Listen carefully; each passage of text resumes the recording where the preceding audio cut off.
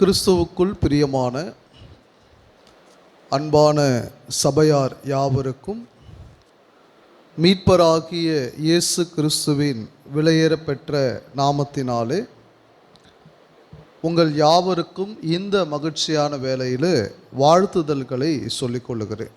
பிலிப்பியர் புஸ்தகத்திற்கு நம்முடைய வேதாகமத்தை நாம் திருப்பிக் கொள்ளலாம். பிலிப்பியர் புஸ்தகம் 1ஆம் அதிகாரம் 27வது வசனத்தை இந்த அருமையான வேளையில் நாம் வாசிக்கும்படியாக கடந்து செல்வோம். நான் வந்து உங்களை கண்டாலும் நான் வராமல் இருந்தாலும் நீங்கள் ஒரே ஆவியிலே உறுதியாய் நின்று ஒரே ஆத்துமாவினாலே சுவிசேஷத்தின் விசுவாசத்திற்காக கூட போராடி எதிர்க்கிறவர்களால் ஒன்றிலும் மருளாதிருக்கிறீர்கள் என்று உங்களை குறித்து நான் கேள்விப்படும்படி எவ்விதத்திலும் நீங்கள் கிறிஸ்துவின் சுவிசேஷத்திற்கு பாத்திரராக மாத்திரம் நடந்து கொள்ளுங்கள் அப்படின்னு சொல்கிறார். பிரியமானவர்களே, பாத்திரராக நாம் நடந்து கொள்ள வேண்டியது என்பது அவசியமாயிருக்கிறது. கிறிஸ்துவின் சுவிசேஷத்துக்கு பாத்திரராக, பொறுப்புள்ளவர்களாக.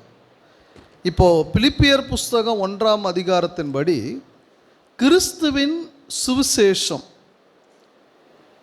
கிறிஸ்துவின் வார்த்தை அல்லது கிறிஸ்துவின் சத்தியம், பிதாவாகிய தேவன் கர்த்தராகிய இயேசு கிறிஸ்துவின் மூலமாய் கொடுத்திருக்கிற இந்த சத்தியம், இந்த சத்தியத்தை ஏற்று கிறிஸ்துவுக்குள் நாம் வந்திருக்கிறோம், கிறிஸ்துவுக்குள் நாம் வாழ்கிறோம். எப்படிப்பட்ட ஒரு உறுதியான வாழ்க்கை வாழணுன்றதை தான் இந்த வசனத்தில் சொல்கிறார். அந்த உறுதியான ஒரு வாழ்க்கை வெவ்வேறு வசனங்களில் கிறிஸ்துவுக்குள்ளாக வாழக்கூடியவர்கள் எப்படி வாழணுன்ற வசன பகுதிகளை நாம் படிக்கிறோம். இங்கே குறிப்பாக ஒரு வார்த்தை பரிசுத்த வேதாகமத்தில் இந்த பிலிப்பியர் புஸ்தகத்தில் அவர் சொல்லுவதை தான் நாம் முக்கியமாக இன்னைக்கு கவனிக்க போகிறோம். பாருங்களேன், நீங்கள் அந்த 1ஆம் அதிகாரம் 27வது வசனத்தில் சுவிசேஷத்தின் விசுவாசத்திற்காக கூட போராடி எதிர்க்கிறவர்களால் ஒன்றிலும் மருளாதிருக்கிறீர்கள் என்று, எதிர்க்கிறவர்களால் ஒன்றிலும் மருளாதிருக்கிறீர்கள் என்று. இப்போ மருளாதிருக்கிறீர்கள் அப்படின்னா என்ன அர்த்தம்? பயப்படாம, கலங்காம, உறுதியாயிருந்து, பயப்படாம கலங்காம உறுதியாயிருந்து விசுவாசத்தில் நிலைத்திருக்க வேண்டும். இப்போ சிலர் எதிர்க்கலாம். நாம் சுவிசேஷத்தின் சத்தியத்திற்காக உறுதியாய் வாழும் பொழுது சில எதிர்ப்புகள் வரும். கண்டிப்பாக சத்தியத்துக்குள் வாழக்கூடிய வாழ்க்கை என்பது, தேவனுக்கு பிரியமாய் வாழக்கூடிய வாழ்க்கை என்பது சில நேரங்களில் பூமியில் கடினமானது தான். நீங்கள் ஆரம்ப காலத்தில் இருந்து நீங்கள் வாசித்து பார்த்தீர்களானா வேத வசனத்தில் தேவனுக்கு பிரியமாய் வாழ்ந்த அத்தனை பேரும் ஒவ்வொரு வகையில் இந்த எதிர்ப்பை பார்த்தவர்கள் தான். கரெக்டாக இல்லைங்களா? நோவாவின் காலத்தில் எதிர்ப்பு இருந்ததா இல்லையா? நீதியை பிரசங்கித்த நோவாவின் வார்த்தைகளை யாருமே கேட்கல. ஆபிரகாமுக்கு அங்கே வாழ்க்கை சுலபமாக இல்லை. ஈசாக்குக்கு அங்கே சுலபமாக இல்லை. முக்கியமாக யோசேப்புக்கு சுலபமாக இருந்ததா?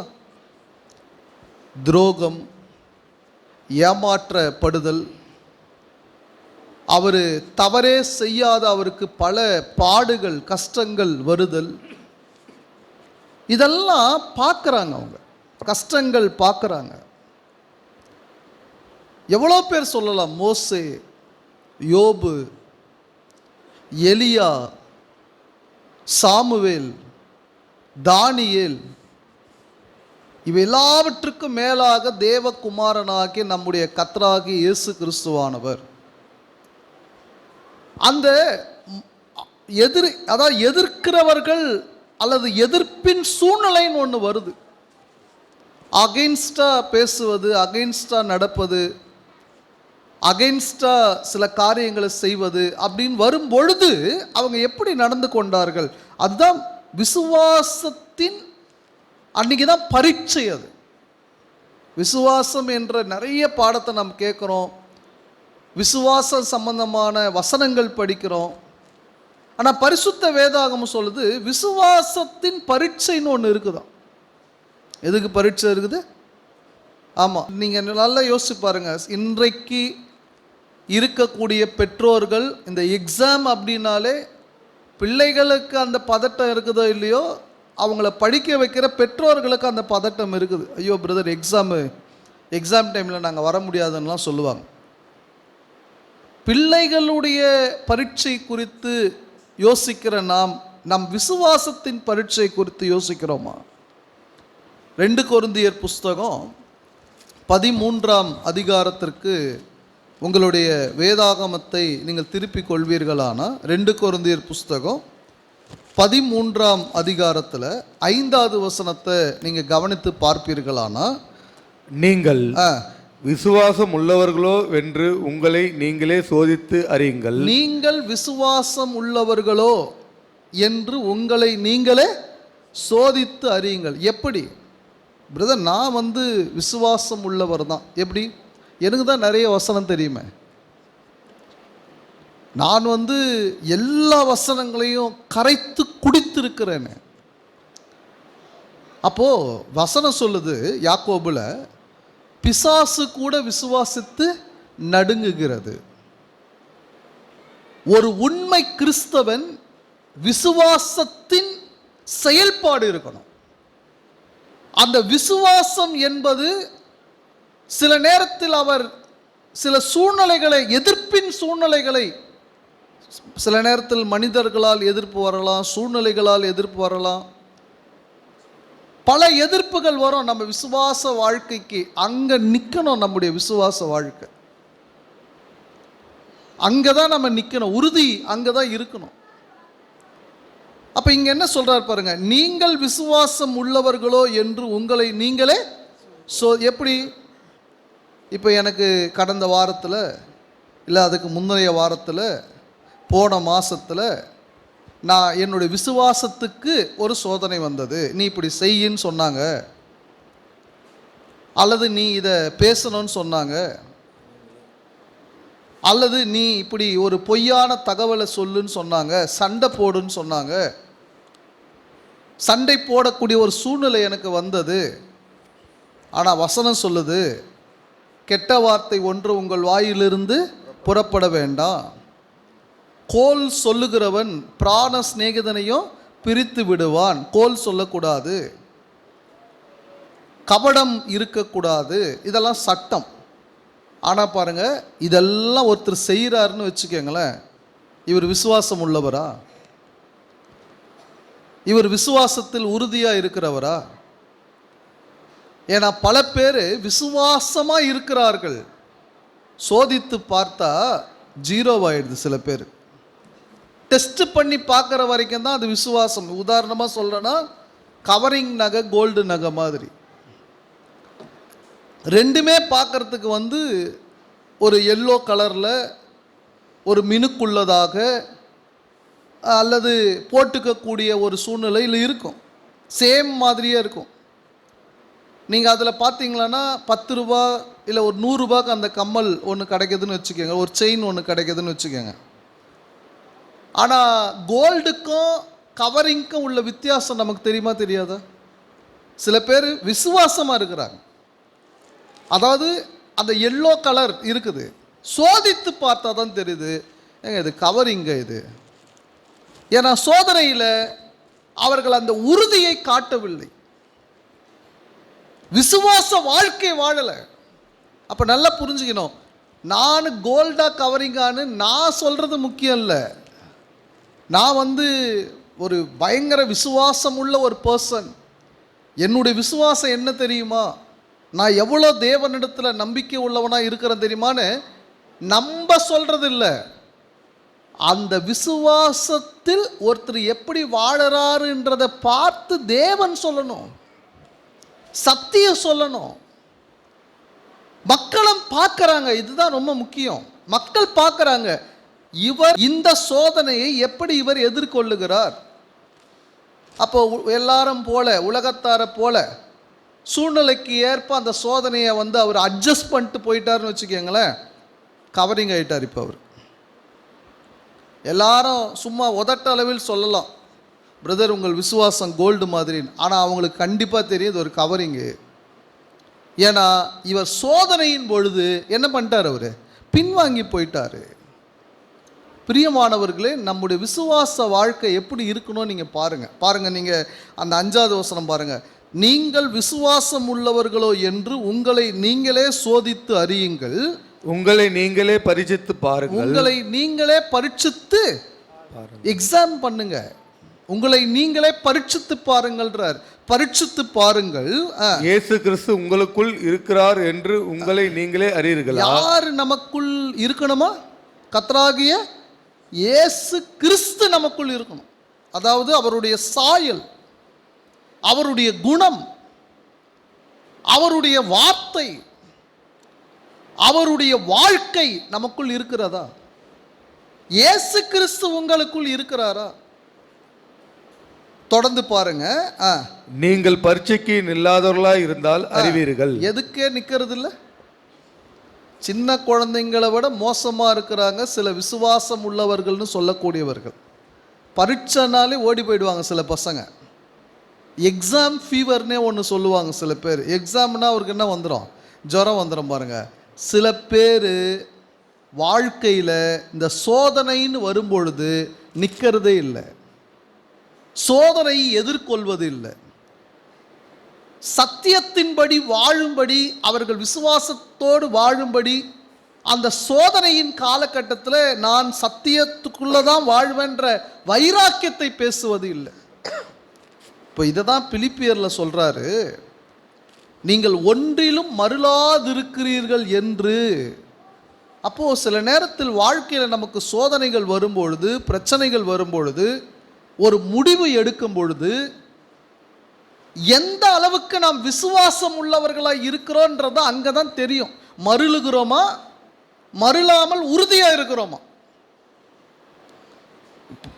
இன்னைக்கு கிறிஸ்துவுக்குள் வாழக்கூடியவர்களுக்கு இருக்கக்கூடிய மிகப்பெரிய சேலஞ்சு அதுதான். பாருங்க, நான் வசனம் ரொம்ப தெளிவாக சொல்லுது. ரோமர் 12:2 சொல்லும்போது ஒரு அருமையான வார்த்தை சொல்றார், நீங்கள் இந்த பிரபஞ்சத்திற்கு ஒத்த வேஷம் தரியாமல். அப்ப ஏன் ஒருத்தர் ஒத்த வேஷம் தரிக்கிறாரு? இந்த உலகத்துக்கு ஏற்றபடி ஏன் தன் வாழ்க்கையை அமைத்து கொள்கிறார்? உலகத்துக்கு ஏற்றபடி ஏன் அவ்வப்பொழுது மாறிக்கொள்கிறார்? உலகத்தார் போடுற மேக்கப் மாதிரி, உலகத்தார் பேசக்கூடிய வார்த்தைகளைப் போல, உலகத்தாருடைய யோசனைகளின்படி ஏன் மாறிக்கொள்கிறாங்க? ஏன்னா உலகத்தார் கோச்சுப்பாங்க பிரதர், அவங்க இப்படி நினைப்பாங்க, இவங்க அப்படி நினைப்பாங்க, அவங்க எப்படி எதிர்பார்ப்பாங்க, இவங்க அப்படி எதிர்பார்ப்பாங்க. பிரியமானவர்களே, இதெல்லாம் ஒரு சோதனை. நீங்கள் விசுவாசம் உள்ளவர்களாக இருக்கிறீங்களா இல்லையான்றத அவங்கள வச்சு உங்களுக்கு டெஸ்ட் நடக்குது, அவங்கள வச்சு உங்களுக்கு எக்ஸாம் நடக்குது.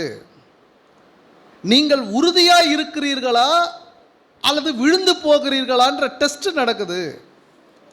அப்போ அந்த பரீட்சையில் எத்தனை பேர் நாம் ஜெயிக்கிறோம், உறுதியாக இருக்கிறோம்? நீங்கள் பரிசுத்த வேதாகமத்தில் அருமையான உதாரணம்லாம் இருக்குது. பைபிள் படிக்கக்கூடிய ஒவ்வொருவரும் படிக்கிறோம். சில நேரத்தில் அவர்களுக்குன்னு வரும்போது பிரசங்கம் கூட பண்ணுறோம். நம்ம வாழ்க்கையில் வரும்போது அந்த உறுதி எப்படி இருக்குது? இப்போ நீங்கள் சாத்ராக் மேஷாக் ஆபேத் நேகோ, சாத்ராக் மேஷாக் ஆபேத் நேகோவுடைய வாழ்க்கையில் நீங்கள் தானியேலும் உதாரணம் எடுத்துக்கலாம். அதுக்கு முன்னாடி சம்பவத்தில் சாத்ராக் மேஷாக் ஆபேத் நேகோ தானியேல் சேர்ந்து ஒரு சம்பவம், அதை கூட நீங்கள் உதாரணம் எடுத்துக்கலாம். பட் நான் இந்த உதாரணம் மட்டும் நான் சொல்கிறேன் பாருங்க. நேபுகாத் நேச்சார் ஒரு பெரிய பொற்சிலையை உண்டாக்கி நீங்கள் அதை வணங்கணும்னு சொல்கிறார். எல்லாரும் அங்கே வணங்குறாங்க. இசைக்கருவிலாம் வாசிப்போம். இந்த வாசிக்கும் பொழுது எல்லாருடைய தலைகளும் அந்த சிலையை வணங்கணும் அப்படின்னு சட்டம் போடுறார். எல்லாரும் வணங்குறாங்க. 3 தலைகள் மாத்திரம் அந்த சிலையை வணங்கலை. சாத்ராக் மேஷாக் ஆபேத் நேகோ 3 பேர் மட்டும் வணங்கலை. என்ன கண்டுபிடிக்கிறோம் அவங்கள? நீங்கள் சூழ்நிலை யோசிச்சு பாருங்களேன். ராஜா சொல்லக்கூடியதை கேட்டு அந்த சிலையை வணங்கி இருந்தா ஆக்சுவலாக வந்து இவங்க வந்து ஒரு அரசாங்க வேலையில் இருக்கிறாங்க, பொசிஷனில் இருக்கிறாங்க. ஷாத்ராக் மேஷாக் ஆபேத்நேகோ வந்து ஒரு பொசிஷனில் இருக்கிறாங்க. இப்போ அந்த சிலையை வணங்கினா அந்த வேலை தக்க வச்சுக்கலாம். உயிருக்கு பிரச்சனை இல்லை, அந்த நாட்டில் வாழ்வதற்கும் பிரச்சனை இல்லை. ஏன்னா நீங்கள் கவனிக்கலாம், இது இவர்களை பொறுத்த வரைக்கும் அந்நிய நாடு. இவங்க இடம் வந்து யூதா தேசம்தான். இவங்க அடிமைகளாக அந்த நாட்டுக்கு போயிருக்கிறாங்க, பாபிலோனுக்கு. ஆனால் வணங்கலைன்னா என்ன நடக்கும்? அப்போ வேலை போயிடும், உயிர் போயிடும், அவங்க வாழ்க்கையே போயிடும். இப்போ டெஸ்ட்டு, வணங்கலாமா வேணாமா? ஒருவேளை இன்றைக்கு இருக்கிற மக்களாக இருந்தால், சில பேரை போல் இருந்தால் என்ன பண்ணியிருப்பாங்கன்னா, குப்புறப்படுத்து. என்னங்க நீங்கள் குப்புறப்படுத்துட்டீங்க சிலைக்கு முன்னாடி? இல்லை, நான் தேவனை நோக்கி தான் ஜெபம் பண்ணிகிட்டு இருந்தேன். நான் குப்புறப்படுத்துதுன்னா உண்மைதான், முகம் குப்புற விழுந்தது என்பது உண்மைதான். ஆனால் நான் அந்த சிலையை மனசில் நினைக்கல. யாரை நினச்சிக்கிட்டேன்? சரியாது செய்கிறதெல்லாம் செஞ்சுட்டு நான் தேவனுக்காக தான் செஞ்சேன், தேவனை தான் நான் மனசு. அப்படி ஷாத்ராக் மேஷாக் ஆபேத்நேகோவால் செய்யறதுக்கு எவ்வளோ நேரம் ஆகும்? பார்க்கிறவர்களுக்கு இவங்க தேவனை வணங்குறாங்கன்னு தெரியுமா, சிலையை வணங்குறாங்கன்னு தெரியுமா? முக்கியம் அதுதான். பார்க்குறாங்களே, சுற்றி பார்க்குறாங்களே, அவங்களுக்கு இவங்க யாரை வணங்குனாங்கன்னு தெரியும்.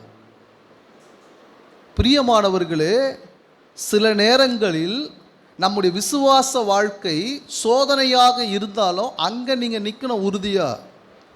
தன் வேலையை பற்றி பயப்படாமல், தன் உயிரை பற்றி பயப்படாமல், தன் வாழ்க்கையை பற்றி பயப்படாமல் சத்தியத்தில் உறுதியாக நின்னாங்க பாருங்க.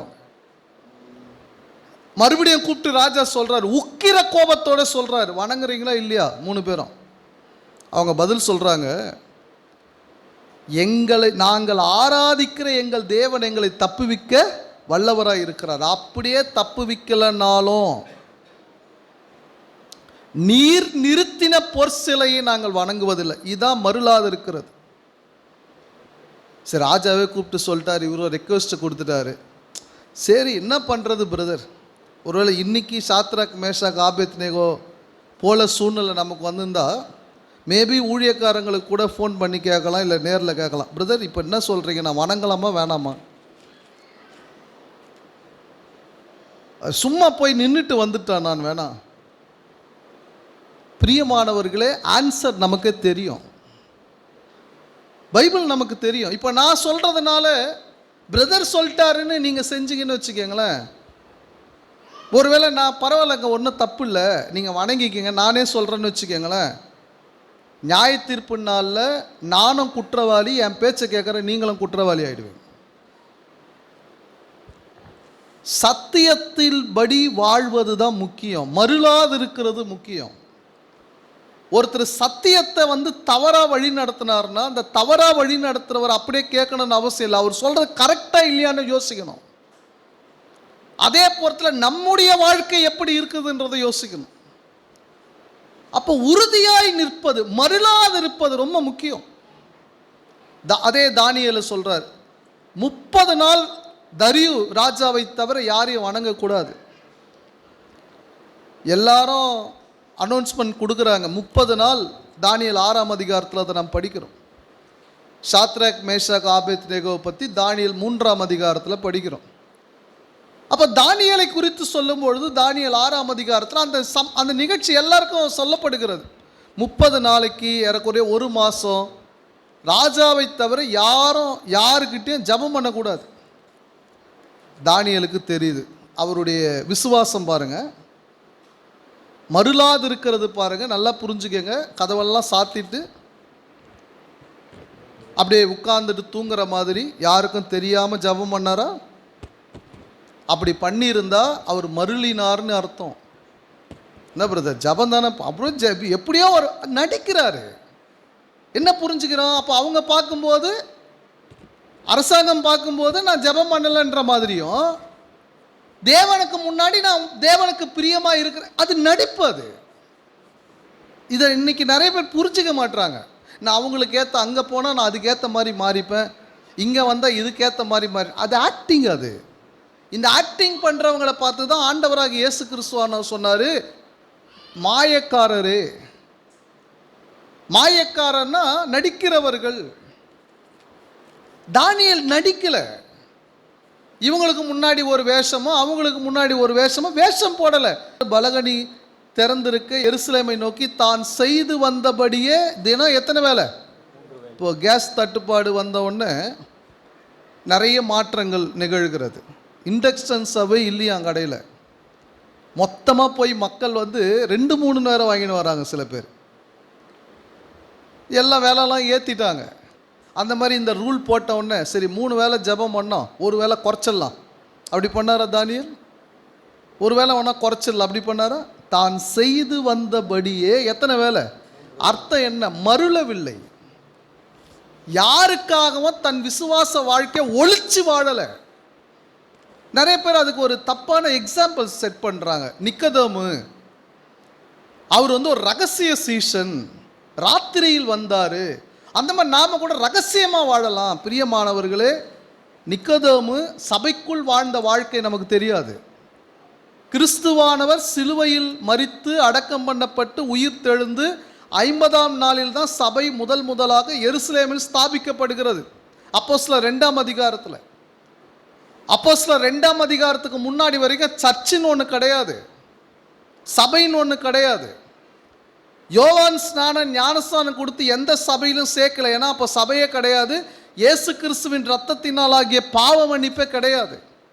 சபை ஸ்தாபிக்கப்பட்டது அப்போஸ்தலர் 2ஆம் அதிகாரத்தில் தான். அப்போஸ்தலர் 2ஆம் அதிகாரத்துக்கு பிறகு வெளிப்படையான கிறிஸ்தவ வாழ்க்கை தான் காட்டினாங்க அவங்க. ஸ்தேவான் எல்லாருக்கும் முன்னாடி எல்லாரும் அவர் பார்த்து கொண்டு இருக்கிறாங்க. வைராக்கியமான பிரசங்கத்தை பண்ணார், கல்லடிச்சு அவரை கொண்டுட்டாங்க. பயப்படல அவர். அப்போ மருளாத ஒரு வாழ்க்கை கிறிஸ்துவுக்குள் வாழ்கிறோமா? வெளிப்படையான வாழ்க்கை. இதுதான் நான். யாருக்காகவும் எந்த சூழ்நிலைக்காகவும் ஒளித்து மறைத்து வாழ வேண்டிய அவசியம் இல்லை. ஒரு உண்மையான சமாதானம் ஒரு மனுஷனுக்கு எப்போ கிடைக்கும் தெரியுங்களா? கணவனுக்கோ மனைவிக்கோ குடும்பத்தில் உள்ளவர்களுக்கோ சபைக்கோ ஒளிவு மறைவில்லாத வாழ்க்கை வாழணும். யாருக்கும் எந்த சூழ்நிலையும் மறைச்சி வாழக்கூடிய வாழ்க்கை வாழாதீங்க. லைஃப்பில் மிகப்பெரிய ஒரு பிரச்சனையை அது ஏற்படுத்தும். வெளிப்படையாக இருக்கணும் எதுவாக இருந்தாலும். மறைத்து வாழக்கூடிய வாழ்க்கை தெரிஞ்சுதுன்னா நம்ம யோசிக்கிறோம்ல, ஐயோ இது இவருக்கு தெரிஞ்சுதுன்னா அவ்வளோதான். அப்போ அதில் என்ன இருக்குது? பிரச்சனை இல்லை பிரதர், நான் விசுவாசமாக தான் செய்கிறேன். ஆனால் அவங்களுக்கு நீங்கள் அந்த விசுவாசத்தை காட்டுங்க. ஏன் மறைச்சு வைக்கிறீங்க? இதுதான் விசுவாச வாழ்க்கை. அதை காட்ட நிறைய பேர் தயக்கப்படுறாங்க, பயப்படுறாங்க. ஆனால் வேதத்தில் வாழ்ந்தவர்கள் அப்படி செய்யலை. நீங்கள் பிலிப்பியர் புஸ்தகத்திற்கு உங்களுடைய வேதாகமத்தை நீங்கள் திருப்பி கொள்வீர்களானால் அங்கே ரொம்ப அழகாக அந்த காரியத்தை ரொம்ப அழகாக எக்ஸ்பிளைன் பண்ணுறாரு பாருங்கள், விளக்கப்படுத்துகிறார் பாருங்கள். அந்த பிலிப்பியர் 1:27 நான் வாசிக்கிறேன், நீங்கள் கவனித்து பாருங்களேன். சுவிசேஷத்தின் விசுவாசத்திற்காக கூட போராடி, கிறிஸ்துவின் சுவிசேஷத்திற்காக ஊழியத்திற்காக சத்தியம் சொல்லும்படி சேர்ந்து சபையாக சேர்ந்து நீங்கள் என்ன பண்ணுங்கன்றாரு? போராடி எதிர்க்கிறவர்களால் பல வகையில் எதிர்ப்பு வரலாம். சரிங்களா? பல வகையில் சூழ்நிலைகளினாலும் மனிதர்களாலும் ஏதோ ஒரு வகையில் எதிர்ப்புகள் வரும், சோதனை வரும். எதிர்க்கிறவர்களால் ஒன்றிலும், அண்டர்லைன் பண்ணிக்க, ஒன்றிலும் ஒரு விஷயத்தில் கூட மருளாதிருக்கிறீர்கள் என்று உங்களை குறித்து நான் கேள்விப்படும்படி பவுல் சொல்றார். நீங்கள் கெட்டு போகலை, பின் வாங்கலை, மருளவில்லை என்று நான் என்ன செய்யணும்ன்றாரு பவுல். கேள்விப்படும்படி எவ்விதத்திலும் நீங்கள் கிறிஸ்துவின் சுவிசேஷத்திற்கு பாத்திரராக மாத்திரம் நடந்து கொள்ளுங்கள். அப்ப கிறிஸ்துவின் சுவிசேஷத்துக்கு பாத்திரராய் நடந்து கொள்வது எப்படி? எபேசியர் 4:1 அழைக்கப்பட்ட அழைப்புக்கு பாத்திரவான்களாய் நடந்து கொள்ளுங்கள். அழைக்கப்பட்ட அழைப்புக்கு பாத்திரவான்களாய் நடந்து கொள்வதுனா என்ன? அப்போ மருளாத ஒரு வாழ்க்கை, அசைக்கப்படாத ஒரு வாழ்க்கை. பாருங்க, சாக்கு போக்கு சொல்றது, காரணம் சொல்றது நீதியாக மாறாது. ஏன் இதை செய்கிறீங்க, இதனால் அதனால் இப்படி அப்படி சாக்கு போக்குகள். சொல்லப்போனால் சாக்கு போக்கு என்பதே சொல்லுவதே அது தவறு. அது தேவன் ஏற்றுக்கொள்ள மாட்டார். ஏன்பா படத்தை சாப்பிட்ட, கனியை புசித்தாய், ஆதாம்கிட்ட கேட்குறார். நீர் உண்டாக்கின ஸ்திரீயானவள் கொடுத்தாங்க, நான் சாப்பிட்டுட்டேன். நீ ஏமா சாப்பிட்ட, சர்ப்பம் என்னை வஞ்சித்தது, நான் சாப்பிட்டேன். ஆனால் அவங்களுக்கான தண்டனை கொடுத்தாரா இல்லையா? காரணம் நாம் சொன்னாலும் தப்பு பண்ணது யாரோ அவங்களுக்கு தான் அந்த தண்டனை கிடைக்கும். சரி, இப்போ இங்கே தொடர்ந்து ஒரு வார்த்தை 28வது வசனத்தில் சொல்கிறார், நீங்கள் கவனித்து பாருங்களேன். நீங்கள் மருளாதிருக்கிறது. ஃபஸ்ட்டு என்ன சொன்னார்? எந்த சூழ்நிலையில் நீங்கள் மருள கூடாது. அப்படி நீங்கள் மருளாமல் வாழ்வது தான் அழைக்கப்பட்ட அழைப்புக்கு பாத்திரவான்களாய் நீங்கள் வாழுகிறீர்கள்னு அர்த்தம் சொல்லிட்டாருங்களா? இப்போ அடுத்து இன்னொரு விஷயத்த சொல்கிறார் பாருங்களேன்.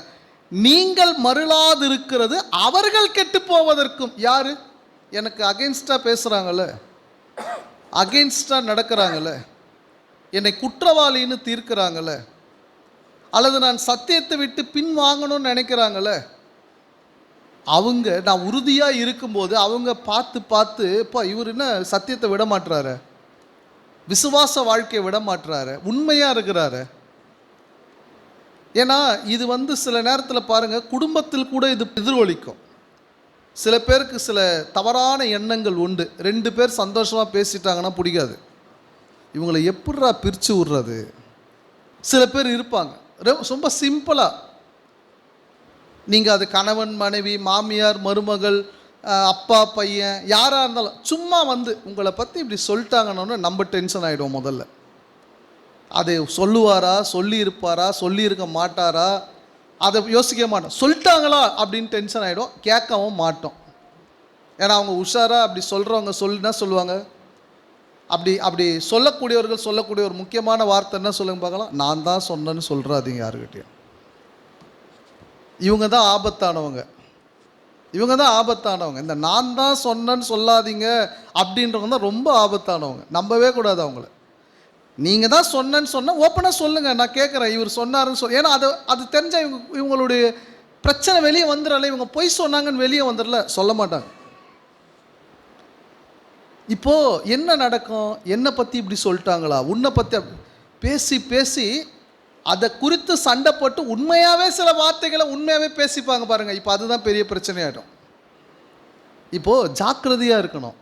இப்போ நான் விசுவாசம் உள்ளவனாக இருந்தால், மருளாது இருந்தால், அந்த எனக்கு இப்படி நினைக்கிற ஒரு சூழ்நிலை என்ன ஆகிடும், அவர் காத்திருந்து இவருன்னா இப்படி ஏதாவது ஒன்று நடக்குன்னு பார்த்தா ஒன்றும் நடக்கலையே, அவர் போயிடுவார்.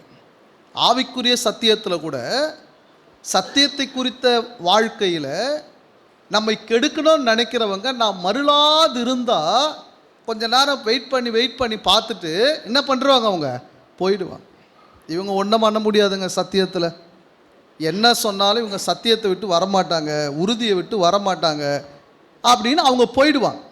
ரைட்டுங்களா?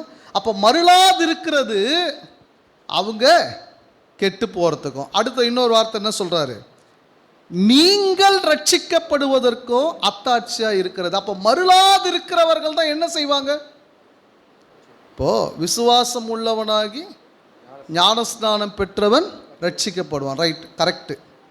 ஞானஸ்நானம் பெறும் பொழுது தான் ஒருவர் ரட்சிக்கப்படுகிறார். ஆனால் அந்த ரட்சிப்பு கடைசி வரைக்கும் உறுதியாக இருக்கணும், கடைசி வரை நிலைத்து இருக்கணும், பரலோகம் போகும் வரை நிலைத்து இருக்கணும். அது யாருக்கு இருக்குது, மருளாதிருக்கிறவருக்குத்தான் இருக்கிறது. அப்பப்போ சூழ்நிலைக்கு ஏற்ற மாதிரி குறுக்கு வழியில், சைடு வழியில், இந்த பக்கம் போகலாம், அந்த பக்கம் போகலாம், ஆளுக்கு ஏற்ற மாதிரி இவர்களுக்கு அந்த வாய்ப்பு கிடைக்காது. மருளாதிருக்கிறவர்களுக்கு மட்டும்தான் அந்த வாய்ப்பை தேவன் கொடுப்பார். கிறிஸ்துவானவர் நியாய தீர்ப்பு நாளில் அவர் கொடுப்பார். புரிந்து கொள்ள வேண்டும், மருளாதிருப்பவர்கள் தான் ரட்சிக்கப்படுவார்கள். அதனுடைய அர்த்தம் பரலோகம் போவாங்க.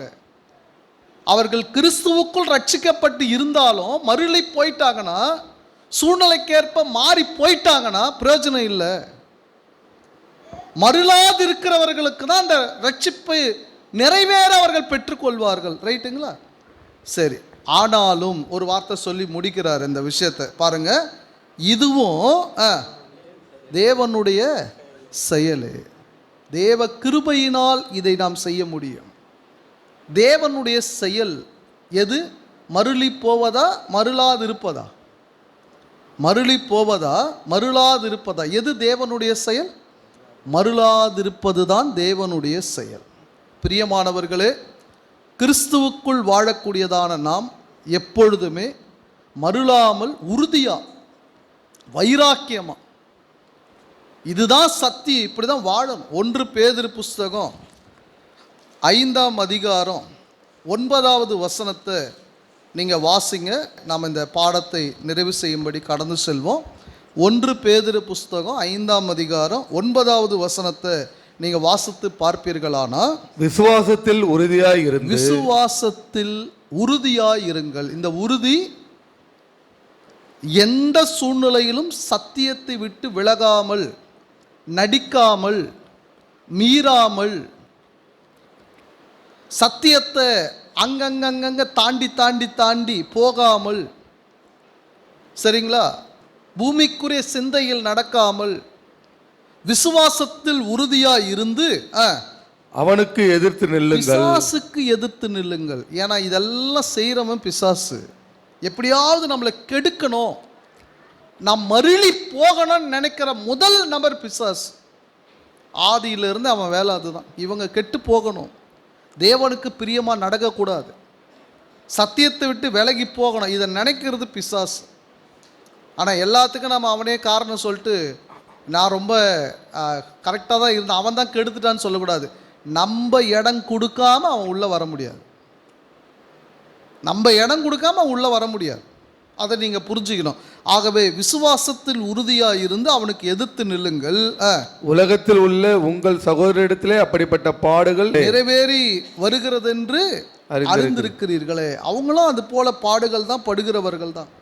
ஆனால் விசுவாசத்தில் உறுதியாக இருக்கிறார்கள். பிரியமானவர்களே, நீங்களும் நானும் கூட விசுவாசத்தில் உறுதியாக இருப்போம். தேவனுக்கு பிரியமான ஒரு வாழ்க்கையை வாழ்வோம். மருளாத ஒரு வாழ்க்கையை நாம் வாழ்வோம். பொறுமையோடு இந்த வசனங்களை கேட்ட உங்கள் யாவரையும் தேவன் தாமே ஆசிர்வதித்து வழி நடத்துவாராக.